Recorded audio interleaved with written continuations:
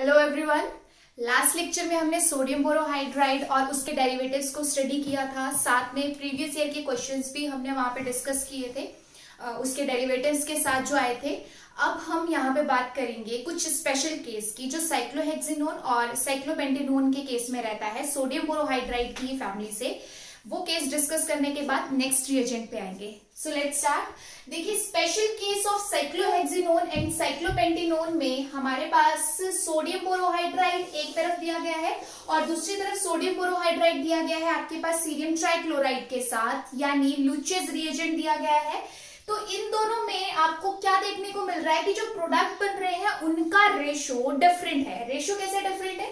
जब simple sodium borohydride आप लोग यूज कर रहे हो तो आपको 1,2 एडिशन का प्रोडक्ट मिल रहा है 59% और 1,4 एडिशन का प्रोडक्ट मिल रहा है आपको 41%, यानी आप कह सकते हो 60-40 की रेशो है। तो 60-40 की रेशो में भी आपके पास अब मेजर अभी भी कौन सा बन रहा है? 1,2 एडिशन का प्रोडक्ट बन रहा है। तो सोडियम बोरोहाइड्राइड जनरली भी 1,2 एडिशन ही करता है, 1,4 एडिशन को ज्यादा प्रेफरेंस नहीं देता। अब मैं बात करूं अगर सोडियम बोरोहाइड्राइड के साथ सीरियम ट्राइक्लोराइड की यानी लुचेस रिएजेंट की, तो वो 99% दे रहा है आपको 1,2 एडिशन का प्रोडक्ट और जो 1,4 एडिशन है उसके जस्ट 1% चांसेस है कि वो बन सकता है। यानी आप इस एग्जांपल में क्या देख रहे हो कि जब साइक्लोहेक्सिनोन रहेगा तो सोडियम बोरोहाइड्राइड होगा, तब भी वो मेजर 1,2 एडिशन का ही प्रोडक्ट देगा, और अगर सोडियम बोरोहाइड्राइड सीरियम ट्राइक्लोराइड के साथ होगा तब भी वो 1,2 एडिशन का प्रोडक्ट ही मेजर देगा। सिर्फ इनकी जो प्रोडक्ट की रेशो है उसमें थोड़ा सा डिफरेंस है। ये बात होगी हमारे पास किसकी? साइक्लोहेक्सिनोन की। अब बात करती हूं मैं यहाँ पे साइक्लोपेंटेनोन। साइक्लोपेंटेनोन के केस में भी हमने ये दोनों चीजें देखी, एक बार सिंपल सोडियम बोरोहाइड्राइड और दूसरे में लुचेस रिएजेंट। जब सिंपल सोडियम बोरोहाइड्राइड दिया गया था तो क्या देखा गया कि उसने 1,2 एडिशन नहीं करी, उसने 1,4 एडिशन करी और 1,4 एडिशन से आपके पास ये जो डबल बॉन्ड था ये रिड्यूस हुआ।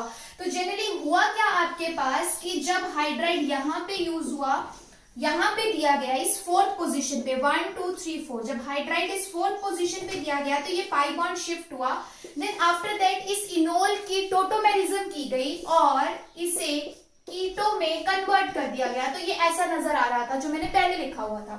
तो सोडियम बोरोहाइड्राइड अगर साइक्लोपेंटेनोन के साथ दिया जाता है तो वो फर्स्ट केस में आपको 1,4 एडिशन का प्रोडक्ट देता है, लेकिन उसके बाद अगर आप दोबारा सोडियम बोरोहाइड्राइड उसमें यूज करोगे देन आपके पास ये जो कीटोन पार्ट है इसकी भी रिडक्शन हो जाएगी, वो भी अल्कोहल में कन्वर्ट हो जाएगा। तो ये डिफरेंट है। बाकी चीजें तो आपकी नॉर्मल ही चल रही थी अभी तक जो हमने पढ़ा, बस ये वाला केस डिफरेंट है कि साइक्लोपेंटेनोन के साथ जब सिंपल सोडियम बोरोहाइड्राइड दिया जाता है तो वो फर्स्ट स्टेप में 1,4 एडिशन करता है। अगर उसके बाद फिर से सोडियम बोरोहाइड्राइड दिया जाएगा तब जाके आपको ये अल्कोहल मिलेगा जो देखने में 1,4 एडिशन का प्रोडक्ट लगता है, बट एक स्टेप से आपके पास यहाँ 1,2 एडिशन नहीं होगी, 1,4 एडिशन होगी। ये याद रखिएगा। और बात अगर मैं करूं यहाँ पे लुचेस रिएजेंट की, तो वो अभी भी यहाँ पे 1,2 एडिशन करके कीटोन को ही अल्कोहल में कन्वर्ट कर रहा है, डबल बॉन्ड को कोई फर्क नहीं पड़ रहा और ऑलमोस्ट 97% मिल रहा है। इट मींस वो अभी भी बेसिक जैसे काम करता है वैसे ही कर रहा है। तो sodium borohydride with cerium trichloride यानी लुचेस रिएजेंट चाहे साइक्लोहेक्सिनोन के साथ है चाहे साइक्लोपेंटेनोन के साथ है, दोनों में ही आपके पास 1,2 एडिशन वाला प्रोडक्ट ही मेजर बन रहा है और काफी अच्छी यील्ड में बन रहा है। लेकिन जो सोडियम बोरोहाइड्राइड है उसमें थोड़ा सा डिफरेंस देखने को मिल रहा है कि वो 1,2 और 1,4 दोनों एडिशन के प्रोडक्ट दे रहा है। साइक्लोहेक्सिनोन में मेजर अभी भी 1,2 एडिशन का प्रोडक्ट है, बट साइक्लोपेंटेनोन में आपके पास 1,4 एडिशन का प्रोडक्ट मेजर बनता है पहले स्टेप में। अगर उसके बाद फिर से सोडियम बोरोहाइड्राइड के साथ ट्रीट कराया जाए देन आपके पास ये कीटोन अल्कोहल में कन्वर्ट हो सकता है, यानी फर्स्ट स्टेप में 1,2 एडिशन का प्रोडक्ट नहीं मिलेगा। तो इन चारों केसेस में ये वाला केस है जो आपको याद रखना है, बाकी तो सारी चीजें बेसिक कंसेप्ट के साथ ही काम कर रही है। तो अगर हाइड्राइड इस पोजीशन पे दिया जाता है तो 1,2 एडिशन यानी अल्कोहल बनेगा, और अगर हाइड्राइड इस पोजीशन पे दिया जाता है तो 1,4 एडिशन, क्योंकि ये भी इलेक्ट्रोफिलिक है और ये पोजीशन भी इलेक्ट्रोफिलिक है ड्यू टू कॉन्जुगेशन। सो ये था हमारे पास स्पेशल केस साइक्लोहेक्सेनॉन और साइक्लोपेंटेनोन का, जो सोडियम बोरोहाइड्राइड के रिएजेंट्स की फैमिली के साथ हमें डिस्कस करना था। ओके, नेक्स्ट हम बात कर रहे हैं रिएजेंट की, दैट इज डाइबल। अब हमारे पास कौन कौन से रिएजेंट हो चुके हैं? लिथियम एल्यूमिनियम हाइड्राइड हो गया, उसके दो डेरिवेटिव्स हो गए, सोडियम बोरोहाइड्राइड हो गया, लुचिस रिएजेंट हो गया, सोडियम बोरोहाइड्राइड के दो डेरिवेटिव लिथियम बोरोहाइड्राइड, सोडियम साइनोबोरोहाइड्राइड हो गया with complete FGI mechanism and previous year examples also and other examples. ठीक है, अब हम नेक्स्ट रिएजेंट यहाँ पे बात कर रहे हैं, जो हमने रिड्यूसिंग रिएजेंट स्टार्ट किए हैं उसी की कैटेगरी में, दैट इज डाइबल। डाइबल क्या है? Die isobutyl aluminium hydride. तो आपको एरो के ऊपर ऐसे डाइबल H लिखा हुआ भी मिल सकता है, डाई आइसोब्यूटाइल एल्यूमिनियम हाइड्राइड भी मिल सकता है, इस तरीके से भी आपको देखने को मिल सकता है, या फिर इसका स्ट्रक्चर भी आपको एरो पे दिया जा सकता है। तो आपको हर तरीके से पता होना चाहिए कि उसका शॉर्ट नेम क्या है, फुल नेम क्या है, या उसको स्ट्रक्चर के थ्रू कैसे रिप्रेजेंट किया जाता है, ताकि कोई कंफ्यूजन ना रहे। ओके, देन हमारे पास अब इस रिएजेंट की जो प्रॉपर्टीज हैं उनको जानना जरूरी है। अभी तक हमने जितने रिएजेंट्स पढ़े वो सारे न्यूक्लियोफिलिक थे। न्यूक्लियोफिलिक थे, इट मींस उन्हें किसी एक्टिवेशन की जरूरत नहीं थी, उन्हें कोई भी अगर इलेक्ट्रोफिलिक सबस्ट्रेट मिलता था तो वो हाइड्राइड इजीली डोनेट कर देते थे। बट यहां आप क्या देख रहे हो कि एल्यूमिनियम के साथ 3 बॉन्ड बने हुए हैं, 3 बॉन्ड बने हुए हैं, यानी इस वक्त इसके पास कितने इलेक्ट्रॉन है? 6 इलेक्ट्रॉन। इसका ऑक्टेट कंप्लीट नहीं है, इसका ऑक्टेट कंप्लीट नहीं है, यानी इसके पास वेकेंट p ऑर्बिटल है, और इस कंडीशन में जहां इसका खुद का ही ऑक्टेट कंप्लीट नहीं है, ये अपना हाइड्राइड डोनेट नहीं कर सकता। दैट्स व्हाई हमने यहाँ पे क्या लिखा है? इसको इलेक्ट्रोफिलिक रिएजेंट। यानी अब आपकी इलेक्ट्रोफिलिक टाइप के रिएजेंट्स की कैटेगरी भी स्टार्ट हो गई है। इलेक्ट्रोफिलिक है, दैट्स व्हाई नीड्स एक्टिवेशन, यानी पहले जो सबस्ट्रेट हमारे पास है उससे इलेक्ट्रॉन्स डोनेट करवा के इसके वेकेंट p ऑर्बिटल में देने पड़ेंगे, बॉन्डिंग करनी पड़ेगी, जिससे इस पे नेगेटिव चार्ज आएगा या एक्स्ट्रा इलेक्ट्रॉन नजर आएंगे, और फिर ये एक्टिवेट हो जाएगा। जब ये एक्टिवेट हो जाएगा देन ये अपना हाइड्राइड इजीली डोनेट कर सकता है। ओके, ये चीज जो लिखी गई है ना, नीड्स एक्टिवेशन, इसका ये मतलब है। आगे बात करते हैं, लिखा है कि reaction generally occurs at low temperature. ठीक है, क्योंकि ये हाई टेम्परेचर पे जो है वो फायर बहुत जल्दी कैच कर लेता है। ठीक है, तो जनरली आपको क्या मिलेगा कि ये जो रिएजेंट दिया गया है इसके साथ लो टेम्परेचर ही मिलता है, तो उसमें टेंशन वाली कोई बात नहीं है, ये रिएजेंट लो टेम्परेचर पे अच्छे से काम करता है। ऑलराइट, तो ये तो बात होगी हमारे पास डाइबल की प्रॉपर्टीज की। अब नेक्स्ट जो चीज हमारे पास आती है वो आते हैं फंक्शनल ग्रुप इंटरकन्वर्जन्स, FGI। तो यहाँ पे कुछ FGIs लिखे गए हैं, देखते हैं कि इन फंक्शनल ग्रुप्स को ये किस में कन्वर्ट करते हैं। सबसे पहले बात करें अगर एल्डिहाइड और कीटोन की, तो एल्डिहाइड और कीटोन को जब डाइबल दिया जाएगा तो वो किस में कन्वर्ट होगा? एल्कोहल में, क्योंकि इनकी वन स्टेप रिडक्शन ही एल्कोहल तक जाती है। एक हाइड्राइड मिलेगा, एल्कोहल बन जाएगा, तो कोई दिक्कत की बात नहीं है। आपके पास एल्डिहाइड और कीटोन से बनेगा एल्कोहल। एस्टर दिया जाए और डाइबल का 1 इक्विवेलेंट दिया जाए, 1 इक्विवेलेंट का मतलब है 1 मोल दिया जाए, तो यहां से एक ही हाइड्राइड मिलेगा, एक ही हाइड्राइड मिलेगा, तो एस्टर 1 इक्विवेलेंट के साथ किस में कन्वर्ट होगा?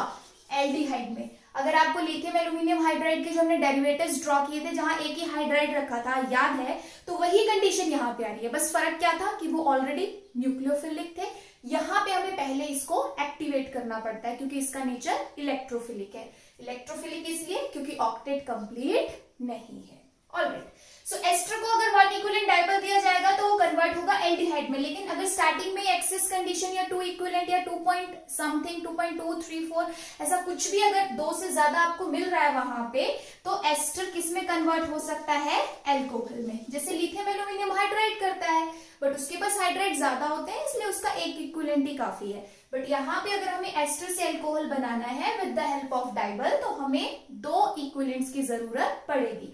इन केस जब आपको एस्टर दिया है, डाइबल लिखा है और कुछ भी मेंशन नहीं किया है कि कितने इक्विवेलेंट्स है अगर ब्रैकेट में, तो आपको क्या समझना है कि वो हमेशा 1 इक्विवेलेंट है। जब तक एक्सेस की कंडीशन या फिर आपको 2 इक्विवेलेंट 3 इक्विवेलेंट ये मेंशन करके नहीं दिया जाता है, तब तक हमेशा जो रिएजेंट है वो 1 इक्विवेलेंट ही एज्यूम करके चलते हैं। तो जनरली आपके पास एस्टर से क्या बनता है? एल्डिहाइड। कॉन्जुगेटेड एस्टर भी देखने को मिलेगा। कॉन्जुगेटेड एस्टर यानी अल्फा बीटा अनसैचुरेटेड एस्टर, तो उसमें आपको थोड़ा डिफरेंट प्रोडक्ट मिलता है। डिफरेंट प्रोडक्ट क्या मिलता है आपको यहाँ पे, एलाइलिक अल्कोहल। यदि सिंपल एस्टर होगा तो सिंपल एस्टर में सिर्फ एल्डिहाइड ही बनता है, बट जो कॉन्जुगेटेड एस्टर है उस कॉन्जुगेटेड एस्टर को अगर डाइबल दिया जाता है तो वो डबल बॉन्ड को तो कोई यहाँ पे रिड्यूस नहीं करेगा, इससे तो अफेक्ट नहीं करेगा, बट ये जो एस्टर वाला पार्ट है इसे ये कंप्लीट अल्कोहल में कन्वर्ट कर देता है। दैट्स व्हाई ये याद रखने वाली चीज है। इसमें से क्वेश्चन बनता है आपका कि कॉन्जुगेटेड एस्टर दिया जाता है तो जल्दबाजी नहीं करनी है। सिंपल एस्टर है तो डाइबल से एल्डिहाइड, कॉन्जुगेटेड एस्टर है तो डाइबल से एलाइलिक अल्कोहल। ओके, नेक्स्ट देखिए, अमाइड है तो अमाइड में वही केस रहेगा, एक हाइड्राइड मिलेगा, हाइड्रोलिसिस होगी और सिर्फ बनेगा एल्डिहाइड, यानी अमाइड से अमीन 1 इक्विवेलेंट में तो नहीं बन सकता। हाँ, 2 इक्विवेलेंट दे दिए जाए फिर पॉसिबिलिटी है, बट 1 इक्विवेलेंट से क्या बनेगा, एल्डिहाइड, क्योंकि फिर हाइड्रोलिसिस प्रोसेस जो है वो ओवरटेक कर जाती है।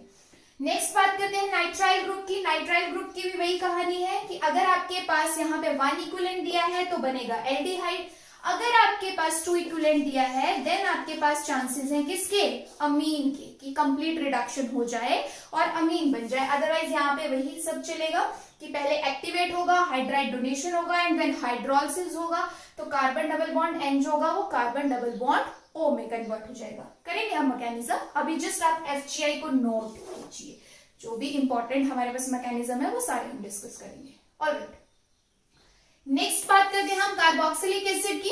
कार्बोक्सिलिक एसिड में भी अगर 1 इक्विवेलेंट रहेगा तो बनेगा एल्डिहाइड, और अगर आपके पास 2 इक्विवेलेंट या मोर देन 2 इक्विवेलेंट देते हैं देन ये कंप्लीट रिडक्शन करके बना सकता है एल्कोहल। सेवंथ आपके पास है यहाँ पे लेक्टोन, तो लेक्टोन भी किसकी कैटेगरी का है, एस्टर की कैटेगरी का।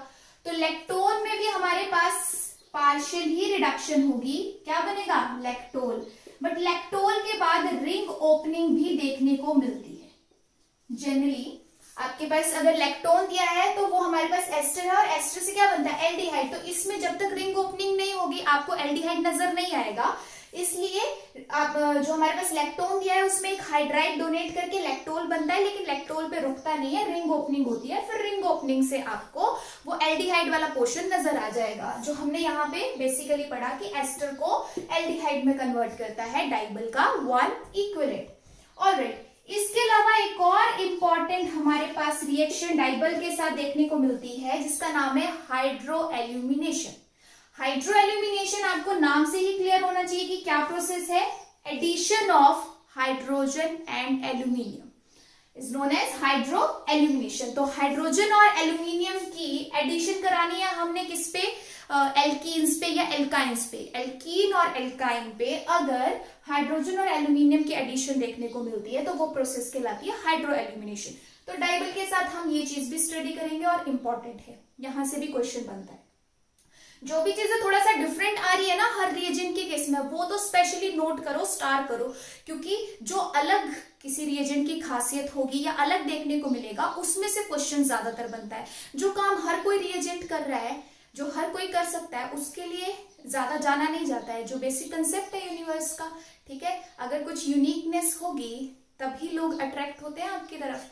दैट्स व्हाई यहाँ भी रिएजेंट वैसा ही कुछ कर रहे हैं, जो एक अलग सा काम कर रहे हैं बढ़िया कुछ, उसके बेसिस पे क्वेश्चन बहुत अच्छे बनते हैं, और जो काम हर कोई कर सकता है फिर उसके लिए किसी एक को खास याद नहीं किया जाता। चलो नेक्स्ट है हमारे पास एसिड क्लोराइड।